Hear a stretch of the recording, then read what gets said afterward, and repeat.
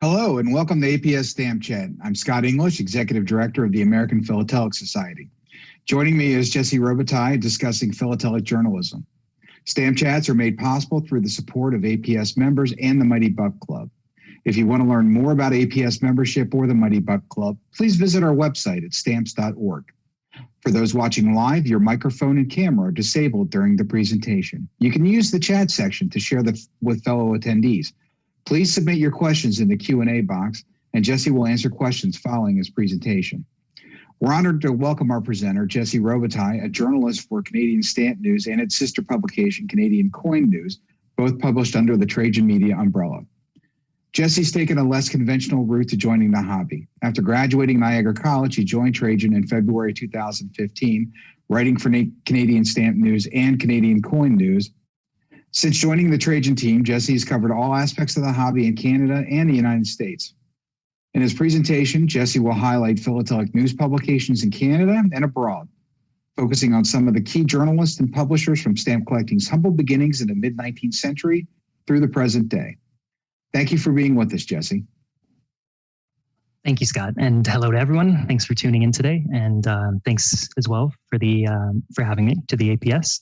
As mentioned, I'm Jesse. I'm a 7-year journalist with Canadian Stamp News, and I'm here to discuss a brief history of philatelic journalism. And there's a lot to cover, so we should get on with it. I'll start with a brief introduction, just to lay some groundwork and set some context, and then I'll try to define philatelic journalism before going through at least one major highlight of each of those 6 periods on your screen now. From the first stamp in 1840 to the development of philatelic literature and its journalism component 20 years later, we'll hopefully wind up somewhere near the present day in about an hour or so. And as Scott said, we can take a few questions if time permits, and I'll try to answer everything as best as I can. Sorry. I should also say this talk serves as a brief history of philatelic journalism as well as publishing, the latter of which is obviously intermingled with the former. So let's begin then by reading a bit from the FIP Literature Commission website, which explains the different types of philatelic literature under which philatelic journalism exists. There are many forms, according to the FIP, but it can be divided into a number of classifications, all of which can be entered into an FIP international competition. The least complex are the popular columns written for daily newspapers. These columns are very important as they are the means of bringing the hobby of philately and the non-collector audience together. Leading on from these are more learned writing, articles published in general magazines, stamp magazines, or specialist society journals. So that's like CSN, Lin's, the American Philatelist, the Canadian Philatelist, and things of the like.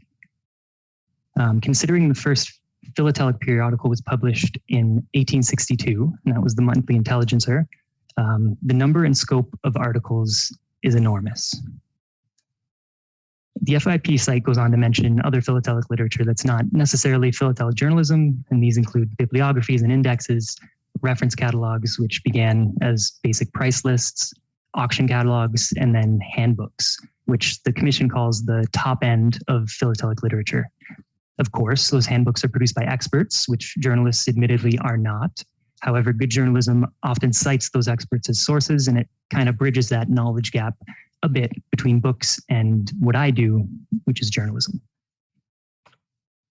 Aside from the printed word, philatelic literature can also include videos and online writing these days. Simply put, it's comprised of all communications available to collectors related to postage stamps, postal history, and their collecting, and to any of the specialized fields connected therewith. In many cases, it represents a lifetime of research and effort, which will serve philately for years to come. Now, not all of it has to do with philatelic journalism, of course, but this list here speaks volumes about the hobby's entire literature cohort in all its storied glory. It highlights what philatelic journalism is simply by showing you what it is not. So together, as philatelic literature, all of these aspects, they comprise one of the many pillars of the hobby. From the beginning, journalists and professional writers helped to develop Philately's professionalization process, and that's according to Sheila Brennan, historian extraordinaire, in her 2006 article, Little Colored Bits of Paper. It was part of the Blunt Symposium, I believe it's called. And so that process began by them, these writers, promoting scientific aspects of their hobby. And we'll touch on that kind of advanced philately and the scientific nature of it a bit through the early periods. Brennan also quotes British philatelist Arthur Palanthrope in his 1886 book, The Study of Philately, in which he proclaimed philately now ranks as a science. He distinguishes it as something different from a mere childhood folly, as Brennan added in her own words. A couple years later, two in fact, the New York Philatelic Society resumed publishing its American Journal of Philately, and its editors wrote that their readers enjoyed the debates in the field of our science.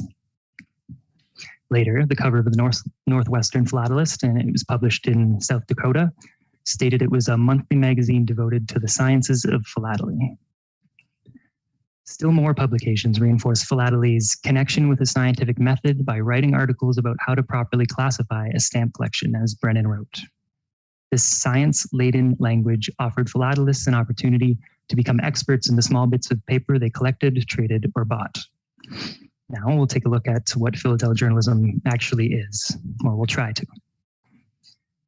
So it is, in essence, like all other journalism, it's wildly critical to the effective function of the community in which it operates and serves.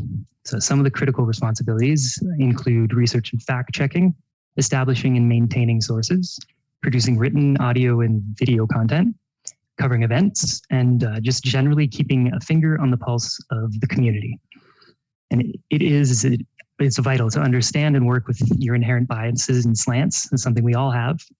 So you have to understand it. You have to work with them to avoid any unbalanced writing.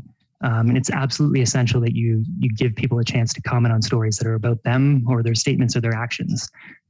It would be libelous to do so otherwise, or to do otherwise. And while advertising is another part of journalism, it remains a critical part of Stamp Magazine's appeal to readers, and it's a financial driver for the publisher. But publishing advertising as a news story is a no-go. News is something different. And at its best, it's either timely, prominent, proximal, relevant, or sometimes just outright odd, but it is not advertising. The key difference between hobby journalism and regular journalism is philatelic writers are not and cannot be disinterested observers as reporters for the major media are supposed to be. Now that's Ken Lawrence, a very prominent US philatelic journalist, writing in 1990 for the Philatelic Communicator. That's the official publication of the APS Writers Unit 30. It's a great source. He continues, and that is Lawrence. We are experts in our field and we properly consult one another for information, analysis, opinion, and confirmation. And so within philatelic journalism, kind of talking about that contrast between regular journalism, again, there's also the question of unflinching positivity. So it's an issue today more than in decades past, with some people thinking the hobby's on the decline and not wanting to seem or actually be negative. Some people see our kind of journalism as a mere promotional vehicle for themselves as newsmakers or their business as dealers, for example. Any criticism, however valid, can be considered a bit uncouth these days. And this is perhaps where the line is clearest between real, genuine, I suppose it's a better word, philatelic journalism and publications like club newsletters. CSN and Lin's, for example, can be critical or at least take a critical approach in their reporting. And of course, club newsletters are open to do that, but often they remain positive for their membership and for the greater good of the hobby. It's especially true with columns and editorials, which are opinion pieces rather than news stories.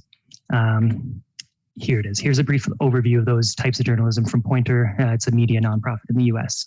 So opinion pieces, of course, are from the point of the writer, or if it's an editorial, it's from the point of the publication. Whereas in news articles, your opinion or the publication's opinion should be nowhere to be found in the copy. Like virtually all media, philatelic journalism exists as a money-making advertising vehicle, but its relationship to ads isn't all bad. It doesn't have to be that. So for example, classifieds, want lists, other stamp selling promotions, they serve as nice kind of historical markers of prices and dealers and businesses at the time. So it's a good snapshot. It provides a good snapshot.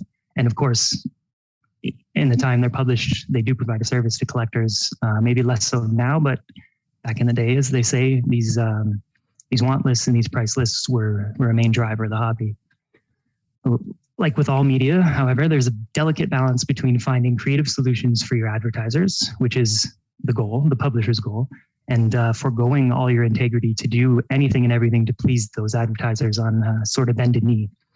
That latter thing is to be avoided at all costs to maintain the integrity of your reputation as a writer, as well as that of the publications. And like with most aspects of philately, philatelic journalism can be exhibited as philatelic literature, which is sort of why I went through that kind of preamble. And here are some of the regulations set forth by the FIP, which might be different in other parts of the world.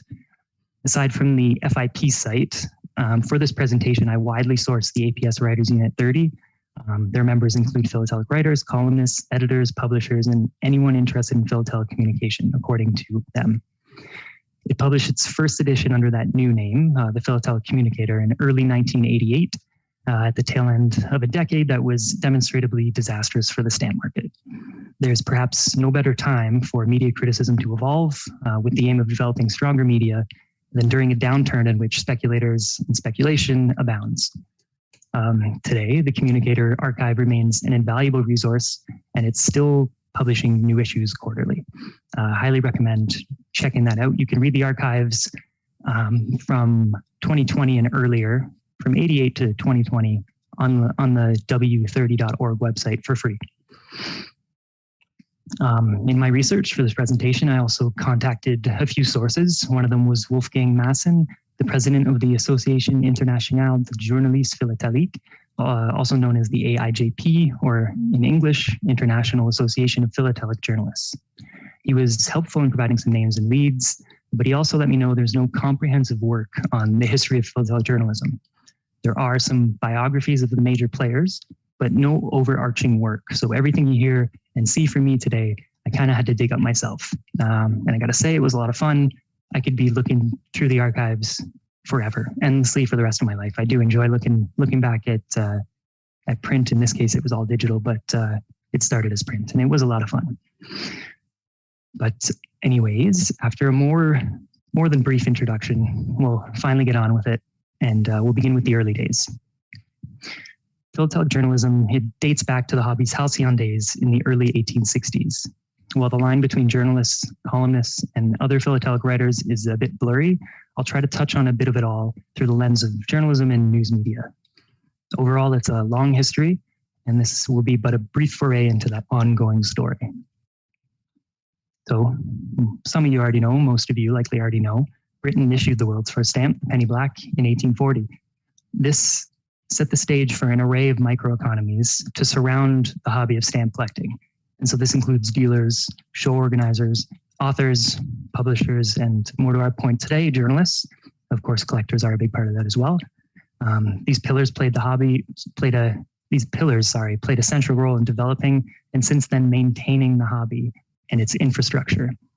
Without even one of these key players, who knows what could happen? We're all at risk of collapsing, and we don't want that. Soon after the first stamps were issued in countries around the world, people began collecting, studying, and talking about those stamps. They did business with dealers to acquire more stamps. They eventually wrote catalogs, books, and journals to share even more information about stamps. Finally, they began meeting in clubs and at shows to develop the hobby's strong social senses, something today's collectors still hold in high regard. That's why we're all here today on a touchy virtual platform in the middle of the pandemic with the hope of maintaining that connection. Much like in regular society in philately, you've always had touches of culture and history, camaraderie and fellowship, and business and economics. But before philatelic journalism began in earnest, the hobby's breaking news, its commentary, and other information were shared in a slower fashion through one-on-one meetings or mail-based correspondence with like-minded people, including other collectors and dealers. Just again, setting some context here, the first dealers began springing up in the 1850s, it's believed. The first catalogs followed about a decade after the first dealers, And they came from the French school of philately, which promoted the hobby, as mentioned, as a science.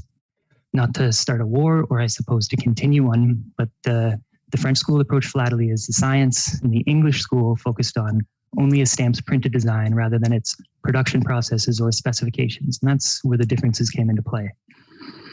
It was 1861 when French bookseller Oscar Berger-Levrault published the first stamp list, what's believed to be the first. And a few months later, fellow Frenchman Alfred Podiquet used it as a template for the first illustrated catalog. He listed more than 1,000 stamps and more than 130 covers, just to give you a sense of the hobby's scope at that time. This catalog was followed by others in Britain and the United States from their leading philatelists soon after in 1862. Also in the 1860s, just 20 odd years after the first stamp, another piece of the puzzle emerged in the form of philatelic journalism. Information, commentary, and their distribution within the community were about to go into hyperspeed. Journalism, of course, was nothing new. The earliest known journalistic product, according to the Encyclopedia Britannica, was a news sheet circulated in ancient Rome called the Acta Diurna, and it dates to about 59 BC. Julius Caesar actually launched this nascent newspaper, and it translates in English to daily acts or daily public records. And as you can expect, published official Roman notices, daily events like speeches, births, deaths, and marriages, and even some early sports coverage. So gladiator fights, chariot races, and things like that. It was published daily and hung in prominent places. About 1900 years after that, the first philatelic journalists began springing up in Europe and in Canada and then as well in the United States. It was 1862, as mentioned, when the Monthly Advertiser was published in Britain as the first periodical dedicated to what was then known as Timberfield. The hobby would have to wait another couple of years for its more scientific moniker, which is, of course, philately. This publication, by the way, because we'll reference it later, was renamed the Stamp Collector's Review and Monthly Advertiser a year after its launch. In present-day Canada, in 1864, Scottish-born Samuel Allen Taylor began publishing the Stamp Collector's Record in Montreal, which was then a part of the pre-Confederation province of Canada.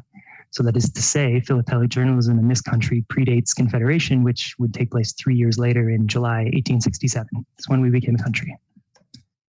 After the journal's first 2 issues, Taylor began publishing in New York, where he lived before dodging the Civil War draft, and then on to Boston, where he embarked on a long career as a stamp forger and faker, according to Jan Kindler's 1966 Philatelic Literature Review article, Caveat Emptor, The Life and Works of S. Allen Taylor.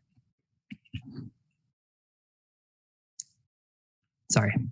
His journal has been called the continent's first philatelic journal by historian Yves Jolet, a member of the Quebec Academy of Philatelic Studies. I'm not too sure about that claim. In my research, well, the Stamp Collector's Record is dated February 15th, 1864, as you can see here. The first London and New York Stamp Collector's Review, which was the first journal aimed at US stamps, it's actually dated 1 month earlier. And you can see that at the bottom right there. It was edited by William Penn Brown, who claimed to be New York's second earliest stamp dealer. So in 1865, a year after Taylor's first issue, teenage collector George Stewart launched a journal of his own. And so that journal was called the Stamp Collector's Monthly Gazette out of St. John, New Brunswick. Another British-born U.S. national, Stewart, sold ads to mostly U.S. dealers in what was, even from the onset, a highly integrated North American market, as Drolet wrote in his 2019 report on early philatelic journals. I don't know if you're surprised at the thought of a teenage collector turned publisher and editor, but you should know many of the early Canadian philatelists, at least, were teenage sons of businessmen. And again, that's according to Drolet's report. He shares the following story, and it's an early example of journalism's ability to serve future researchers like myself and everyone here as a reliable snapshot in time. Frederick William Wertel of Quebec began editing the Canadian Philatelist in 1872, the year it launched in La Belle Province. This was unrelated to today's Canadian Philatelist, which is published by the Royal Philatelic Society of Canada, separate publications, but the early ones set the template for the standard features of modern philatelic periodicals. So you have an editorial, you have a list of new stamp issues, you have potentially a review of new philatelic literature, some advice and warnings for philatelists, and of course, advertisements from dealers and collectors. It was, as Ottawa philatelist A.L. McCready wrote in 1952, the first apostle of variety collecting on this side of the Atlantic. So back to teenage collectors. In his early writing, Wertel contrasted the European hobby with what was happening across the pond here in Canada. And he wrote, in Europe, and more especially in France and Germany, stamps have been more studied than in any other quarter of the globe.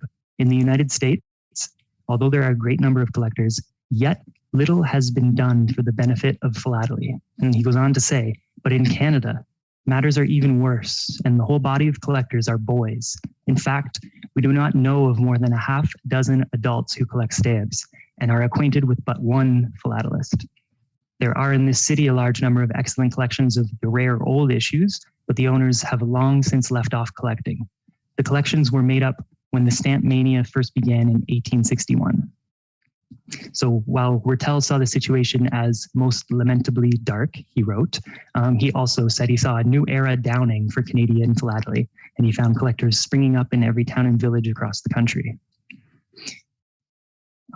Bad news next, however. The Long Depression plunged the global economy into a recession in 1873, and that meant leisure activities and pleasure pursuits like philately would take a back seat. Again, Yves Jolet wrote, in Canada, the years of economic slump saw the rise and fall of many short-lived amateurish philatelic papers. The stamp papers of that period were short-lived, like John J. McConkey's Montreal Philatelist in 1878, and many were no more than stamp dealers' price lists, adorned with a few philatelic articles taken from American journals. Before we jump into the next period, let's take a step back into the 1860s and the fledgling philatelic publishing scene elsewhere in the world. I don't just want to touch on Canada, I do want to make it as global and as accessible as possible. So in the United States, New York-born British philatelist and dealer Edward Pemberton learned under the French, that is the Scientific School of Philately. He was a regular contributor to many journals, including the Stamp Collectors Magazine and the Philatelist. He also edited the Stamp Collectors Review and Monthly Advertiser. I remember that was launched 2 years earlier as the Monthly Advertiser. By the end of the decade, that is the 1860s, he helped found the Philatelic Society of London, which is now the Royal Philatelic Society London. And on to the next decade. In 1872, Pemberton started the Philatelic Journal to promote advanced scientific philately as the house organ of his stamp dealing firm, James R. Grant and Company. Earlier, in 1863, Pemberton and Thornton Lewes also wrote forged stamps, one of the first monographs on philatelic forgeries, and one of the former collector's lifelong study areas. He continued authoring books as well as writing columns until his 1878 death. His name, that is Pemberton again, he was added to the Roll of Distinguished Philatelist in 1921 as a father of philately. It was a posthumous honor as he, of course, had already died. In 1865, now we'll go elsewhere in the world, it was about the same time Pemberton dove into philatelic journalism in Britain. Seminal French philatelist Jacques Legrand began his prolific writing career with Le Timberfield, an early French journal. He's been called the father of French philately and the father of scientific philately for his promotion of philately as a science. And some of his early Timberfield writings were collected and published as a book in 1867. Also in 1865, Legrand and other collectors began sharing information, not just in publications, but in gatherings of like-minded folks. And of course, I'm talking about stamp clubs. This was, this French group was mostly made up of Parisian collectors. They were believed to have formed the first stamp club in 1865. They met under the banner of the Société Philatelique, but they apparently folded within 2 years, according to Legrand's APS Hall of Fame listing. Another fun fact for philatelic trivia, Jacques Legrand is also the inventor of the perforation gauge, and he came up with that bright idea in 1866.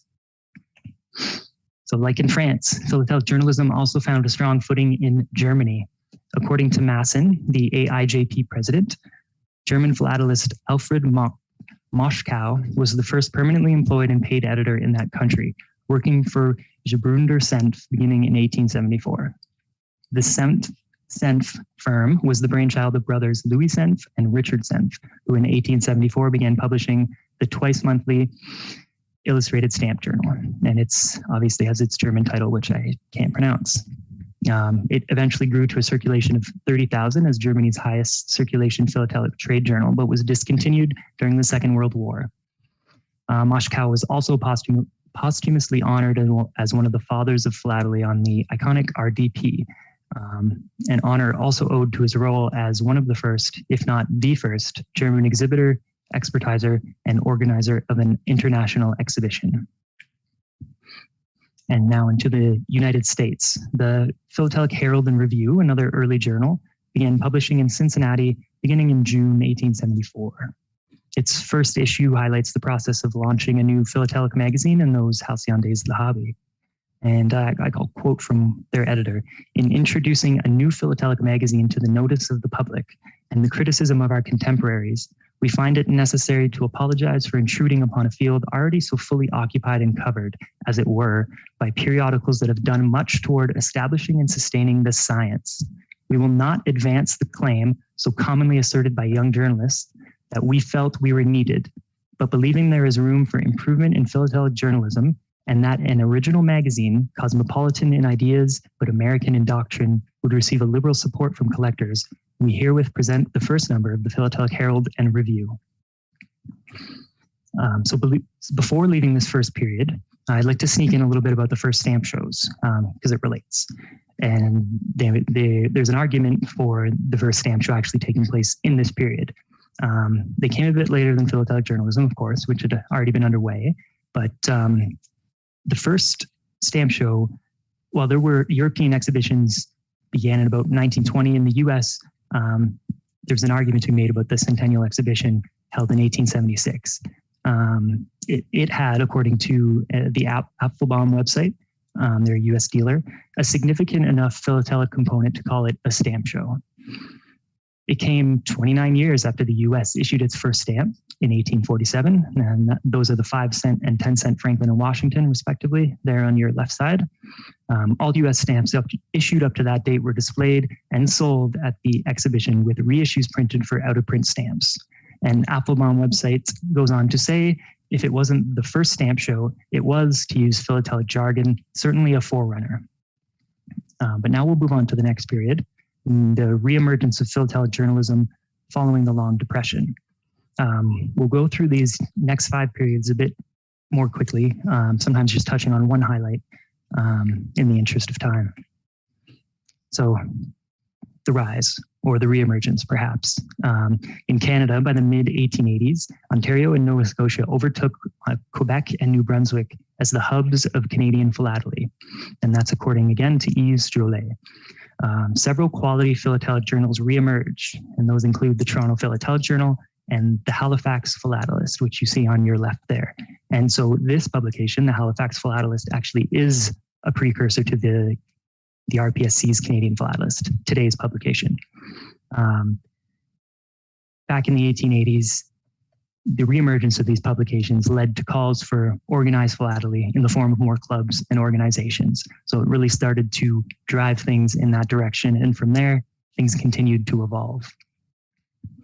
So prolific were philatelic publications, wrote Sheila Brennan in little colored bits of paper, that by 1892, they became the subject of separate articles in the Pennsylvania Philatelist.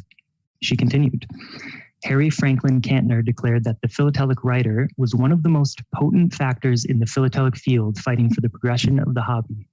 The following year, Cantner noticed his excitement when reading his first small stamp journal, but regretted that there were too many publications available and that the stamp fever became the publishing fever. So collecting stamps became sharing information about stamps. His article, that's Cantner's article, actively discouraged all ambitious young men from starting new papers because there were just simply so many. Brennan also wrote, while philatelic associations openly encouraged all to collect stamps, Cantner's comments suggest that lines were beginning to be drawn with the philatelic community.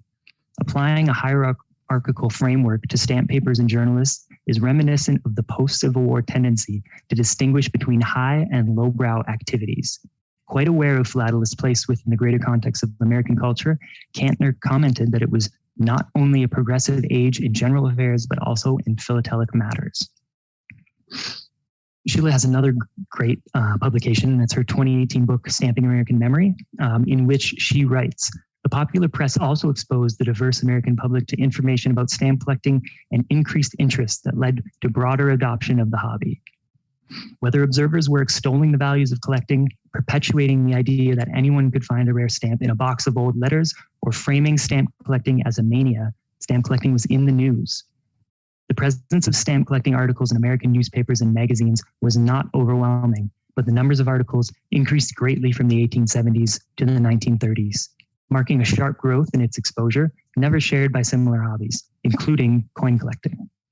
She goes on to say, by searching the contents of the historical newspaper databases, it is possible to see an overall increase in numbers of articles referring to philately and stamp collecting in the 1890s, and then once again in the 1920s and 1930s. And those, of course, were the interwar periods, or the interwar years.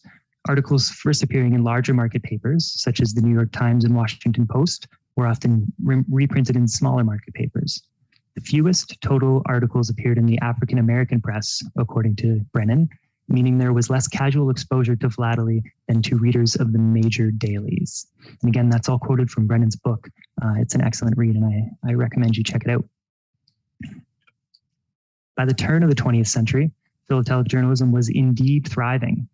The second annual report of the Committee on Philatelic Literature, published in 1900, serves as a compilation of contemporary papers and journals. So again, it's a nice snapshot of what was going on at the time.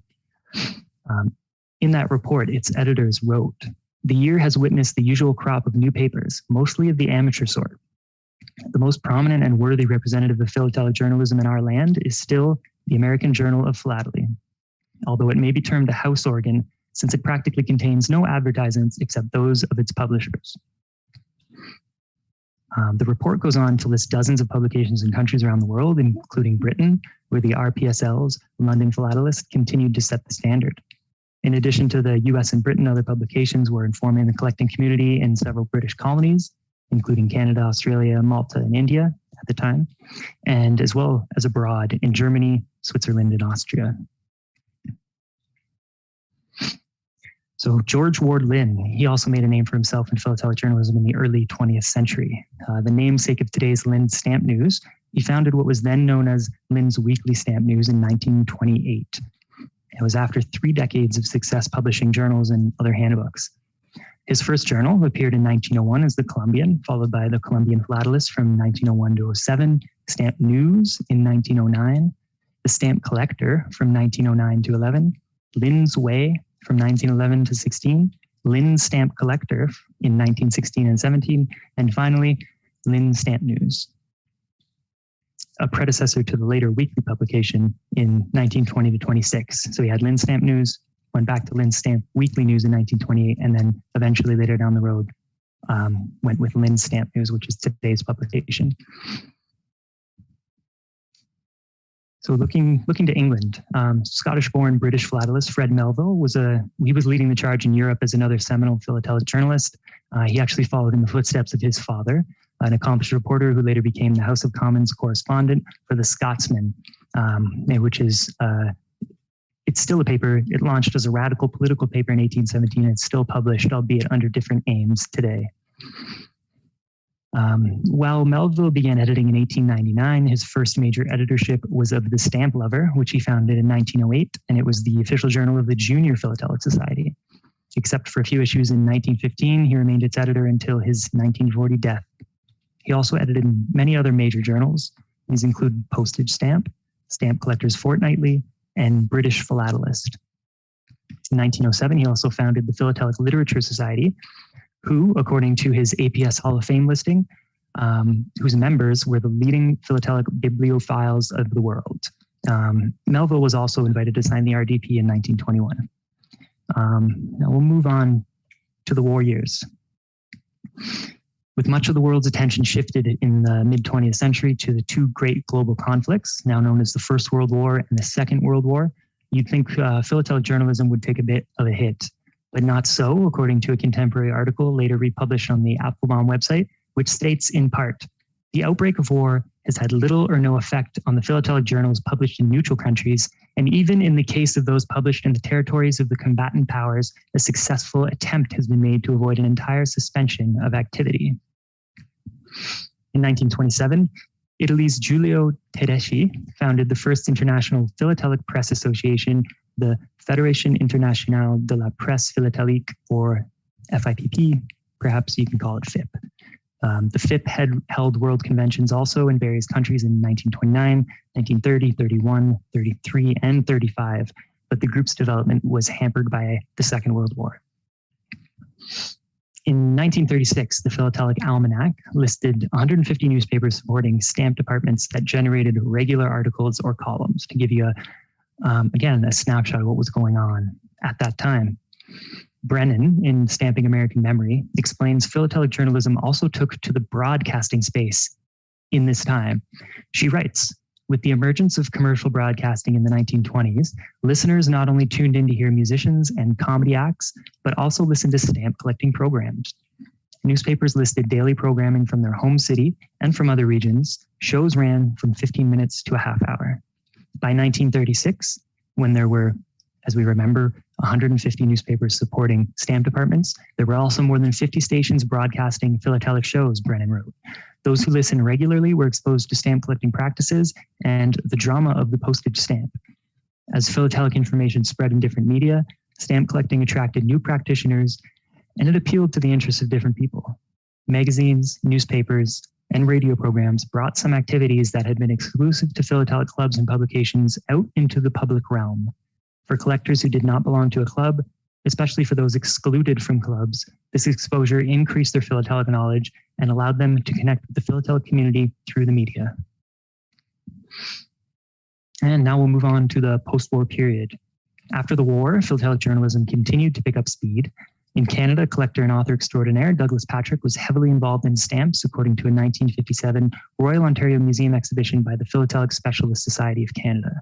He was a longtime employee of the Globe and Mail in advertising sales, and during his career, he wrote more than 1,000 scripts for the CBC Stamp Club of the Air, which ran from 1950 to 75. The PSSC write-up also mentions he wrote a stamp column for the Globe for 33 years. He was also a part of CSN for a time as well, when we were founded in the mid-70s. He and his wife, Mary Patrick, also wrote about 10 books, philatelic books, and they're still referenced by today's collectors.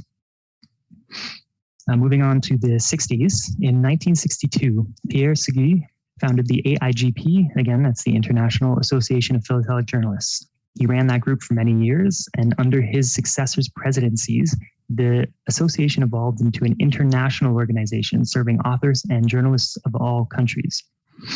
Today, the group is based in the Netherlands, but they serve specialized journalists, authors, and publishers of philatelic literature, including papers, books, and catalogs, again, from around the world. The association also occasionally grants patronage to exhibitions promoting philately and philatelic literature in what they call a special way. Now on to the 1970s, and I'll begin with an early 1970 issue of the Canadian Philatelist, January, February.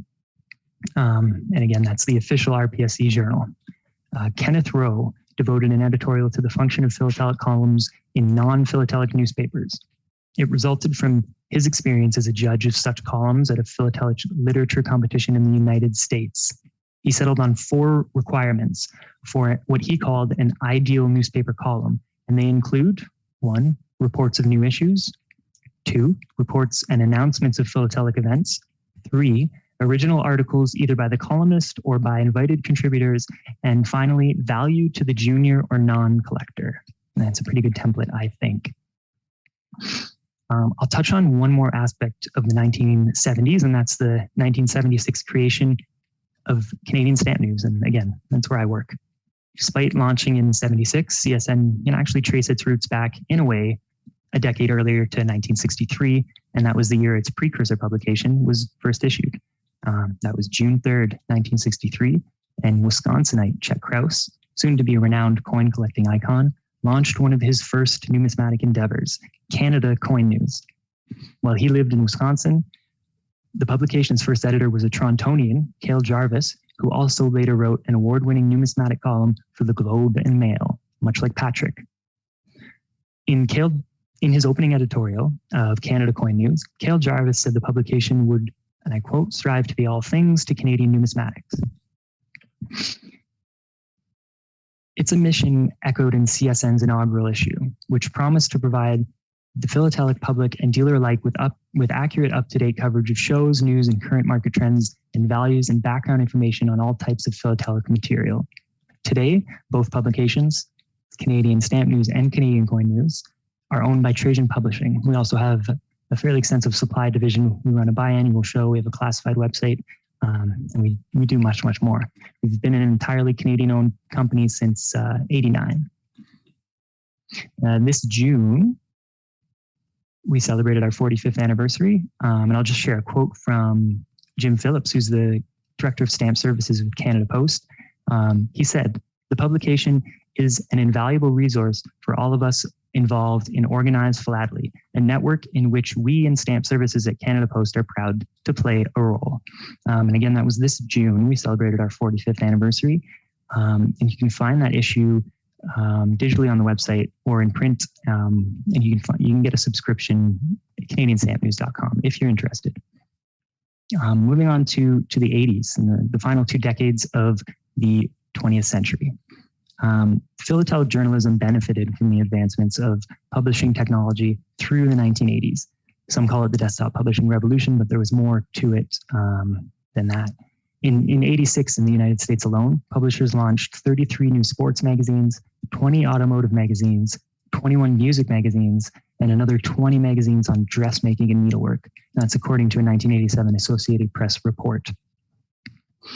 The report also highlighted the array of specialty magazines available in the Pan Am Building newsstand in Midtown Manhattan as what the report called a publishing industry institution and a magazine junkie's heaven. I would love it there. At the time, it was believed to be the largest newsstand in the United States. It occupied 1,200 square feet of the lobby near the building's entrance to Grand Central Station, with about 2,500 new magazines offered daily. You can see in the picture there the top part of Grand Central Station. About 125,000 people entered that iconic station through the 45th Street entrance each day. The newsstand included 18 special interest sections with 19 magazines about guns, 13 about wine, 2 about chocolate, and a row devoted to professional wrestling. And that's according to the first quarter 1988 issue of the Philatelic Communicator. There was, however, no mention of a philatelic publication at the extensive newsstand. Despite this, the number of publications continued to grow, and with other types of quasi-journalism practiced in self-published club journals and newsletters. In the mid-1980s, the Council of Philatelic Organizations launched an annual national competition for writers of philatelic articles published in the non-philatelic press. Known as the Liberman Prize, it had 5 categories, including regular stamp columns in major and smaller newspapers, articles in both major and smaller newspapers, and an all other publications category to cover publications other than newspapers or magazines. The Liberman Prize honored the memory of David Liberman, a prolific stamp columnist with the New York Times, who he also served as a makeup editor from 1960 to 73. He died in 1982. In the late 80s, the Collectors Club of Kansas City launched its John K. Tiffany Medal for Philatelic Journalism, a series of awards named after the early U.S. philatelist who created what was believed to be the largest philatelic library of his era. The awards were geared to emulate the format of the Pulitzer Prizes in national journalism media. Before the club launched this award, it also hosted an annual national philatelic journalism competition. And quickly moving on to the 90s. In the 1991 first quarter W30, and again, that's the APS Writers Unit publication, Mark Kellner authored an article on the death of philately as we know it, highlighting philatelic journalists' role as a pillar of the hobby after more than a century of playing that central role. And it kind of just hammers home how important philatelic journalism and, of course, the bigger umbrella of philatelic writers have been to the hobby.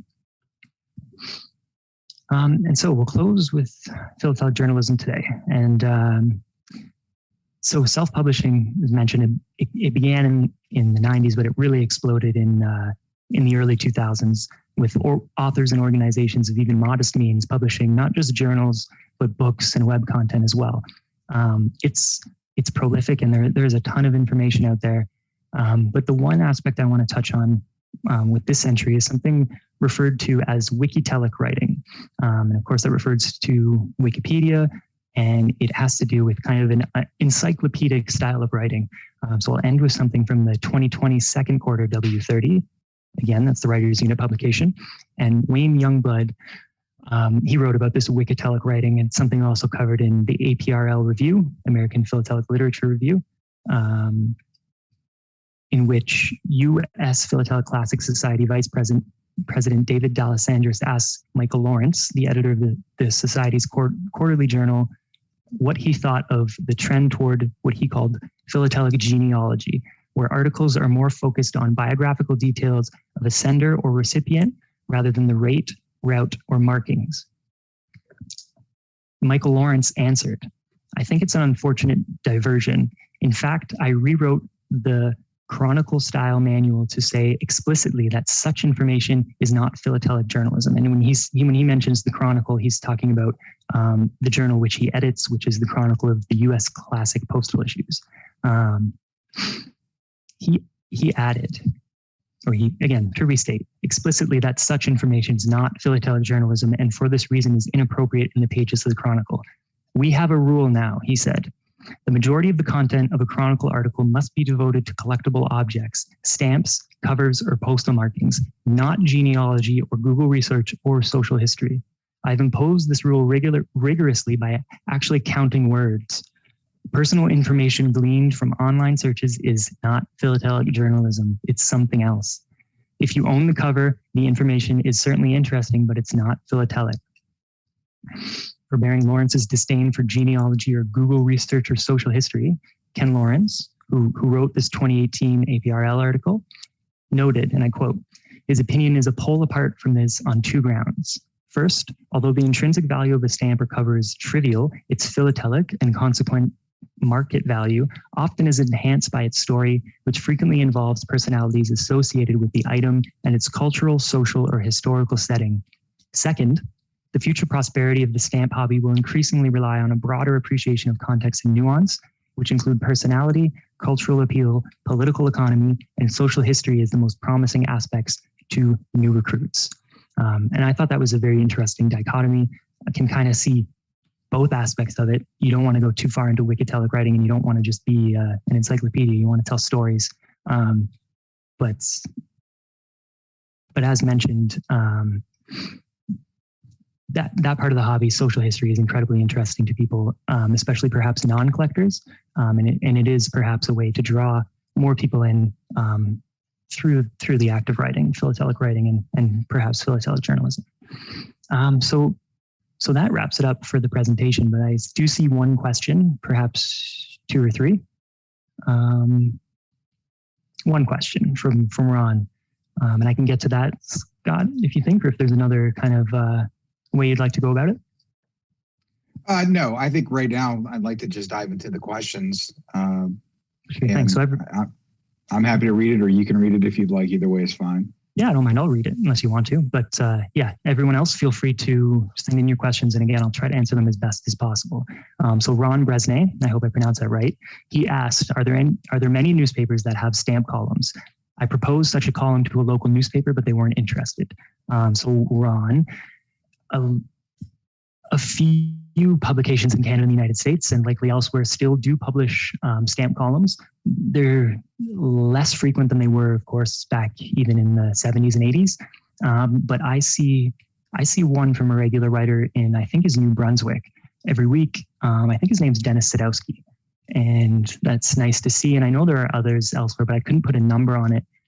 It's, of course, dramatically lower than it was even, again, like probably in the early 2000s, but they are still out there, and mainstream publications are still willing to publish it if it's an interesting enough story, I suppose. But I would encourage you and everyone else to get on those publications and tell them you want to write, or at least you want to hear about those kind of things, that is philatelic writing in the magazine or in the newspaper or whatever you're reading. Because most of the time they'll listen. So Jesse, one of the things that I like to bring up because, and I think Ron's question really opens a good conversation on that.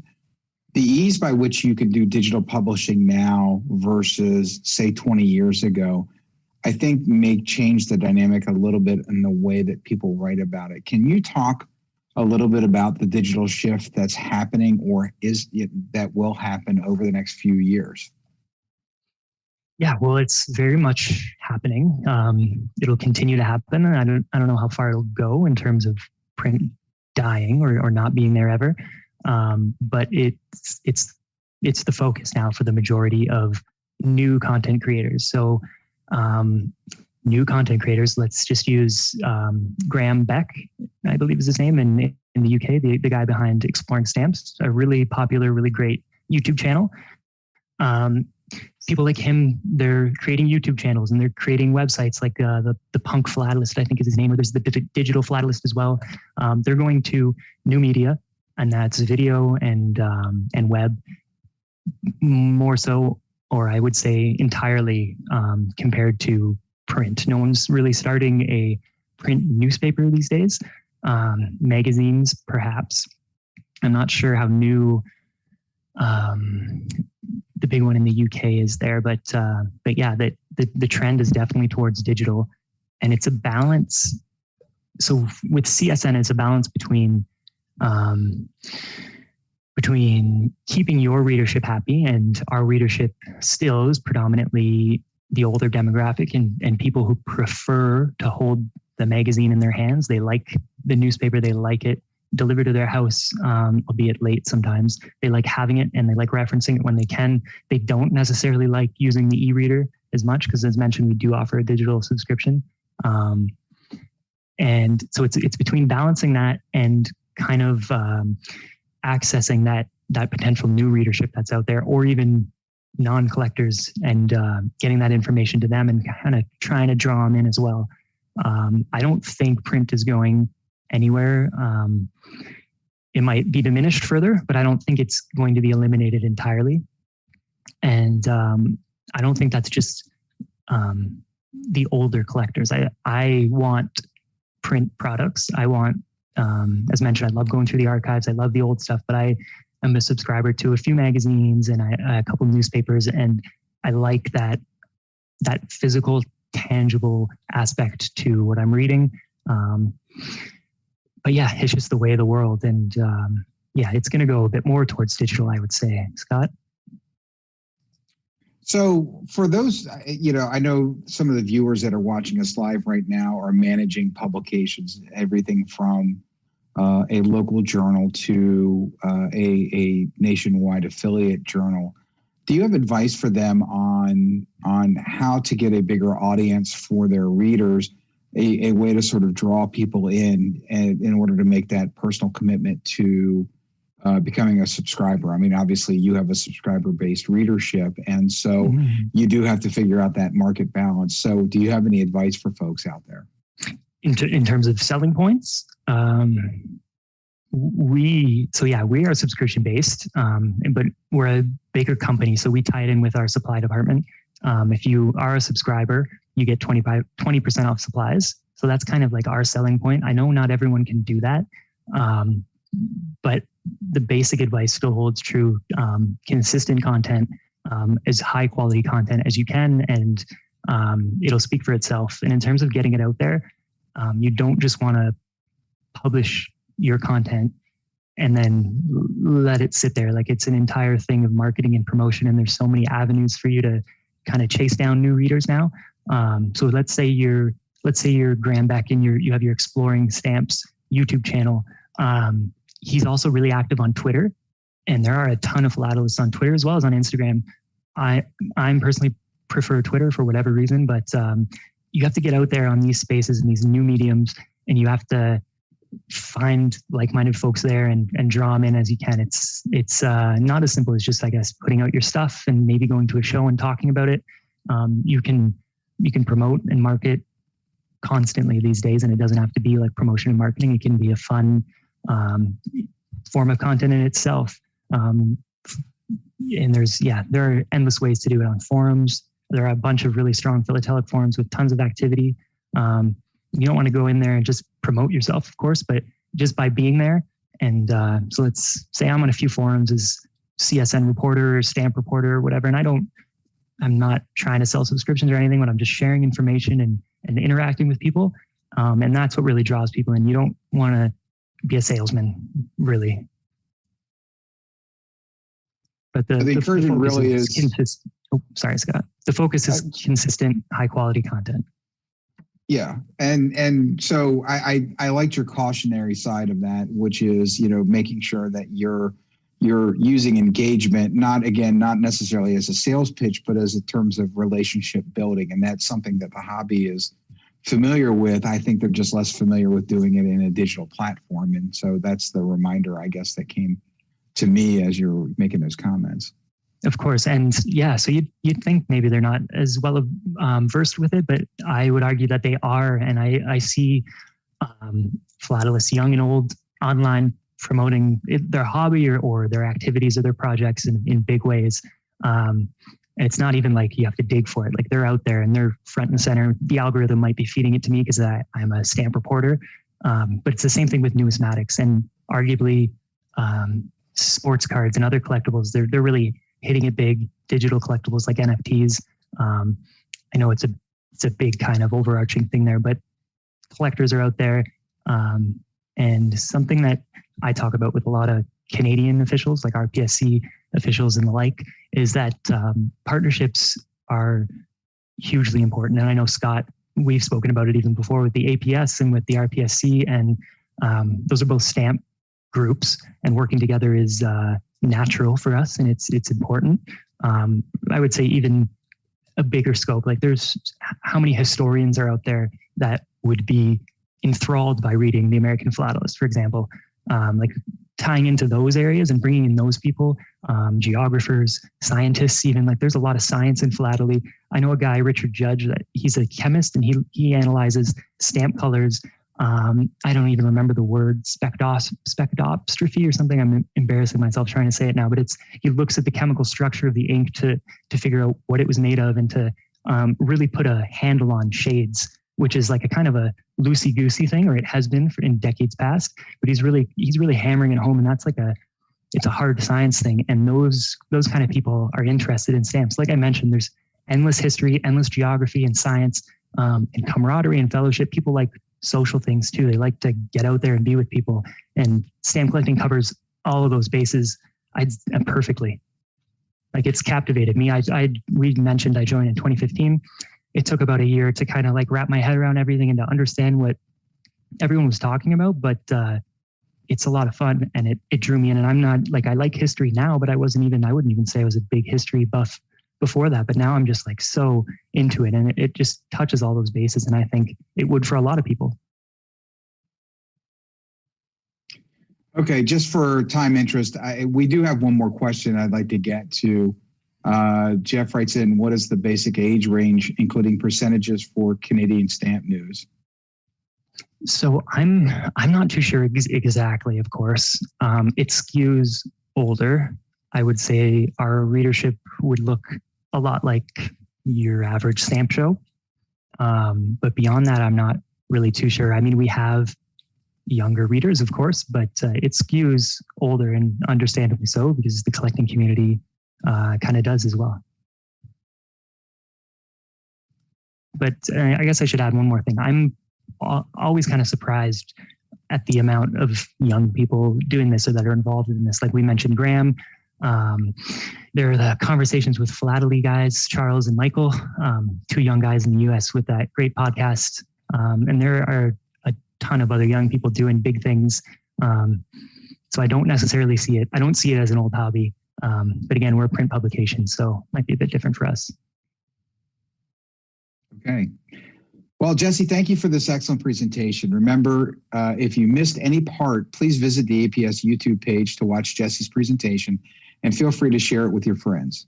Don't forget to like and subscribe to the APS YouTube page for all of our future stamp chats and other video content. If you're not a member of the APS, please join today and become a part of our stamp community. For more information, visit us at stamps.org. Thanks for joining us.